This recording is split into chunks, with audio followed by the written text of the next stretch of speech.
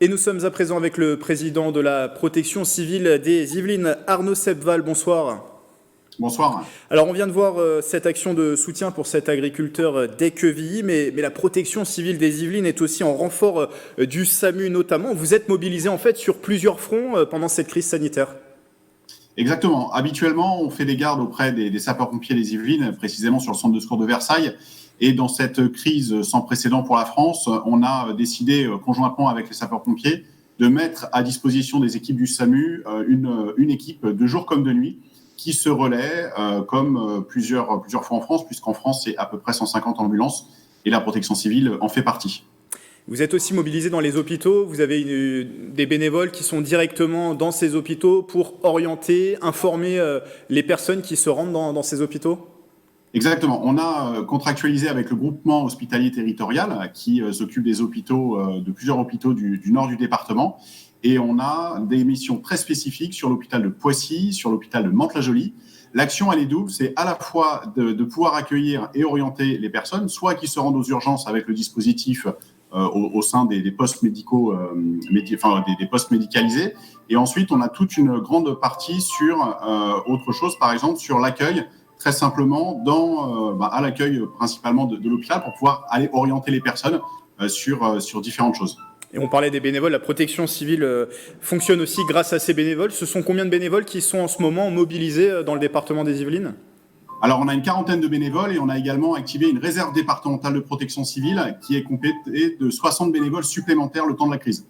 Donc, on est sur un potentiel sur les Yvelines de 115 bénévoles consultables aussi bien sur les tâches administratives, mais également sur des missions bien plus précises. Et vous êtes appuyé sur votre socle de bénévoles déjà existants. Est-ce qu'il y a de nouveaux bénévoles qui se sont fait connaître aussi pour apporter leur pierre à l'édifice en cette crise ? On a eu énormément de demandes spontanées. Je remercie aussi les personnes qui ont pu le faire, aussi bien à travers notre site national, le site départemental et les sites du gouvernement. Et il y a beaucoup de personnes, aussi bien à domicile, sur des missions et qui sont, comme vous avez pu le voir aussi avec l'agriculteur, des missions logistiques. Donc on a besoin de personnes et ces personnes ne sont pas inutiles dans notre organisation et c'est très très important pour pouvoir protéger nos bénévoles. Comment vous êtes-vous adapté pour mener à bien justement ces actions et aussi peut-être protéger vos bénévoles qui sont sur le terrain ? Comment vous êtes-vous organisé ? Alors sur la protection déjà, on a sollicité nos différents partenaires, par exemple pour avoir une protection, un sas de protection à l'intérieur de notre ambulance qui nous permet de pouvoir à la fois protéger la victime et protéger l'ensemble de nos équipes. On remercie également nos partenaires comme le SAMU qui nous mettent à disposition des équipements de première, des équipements de protection individuelle plutôt. Et tous ces équipements en fait concourent à la sécurité de nos bénévoles, mais également des réservistes, puisque même s'ils sont réservistes, pour nous, ils font partie intégrante de la protection civile et on doit faire également attention à eux.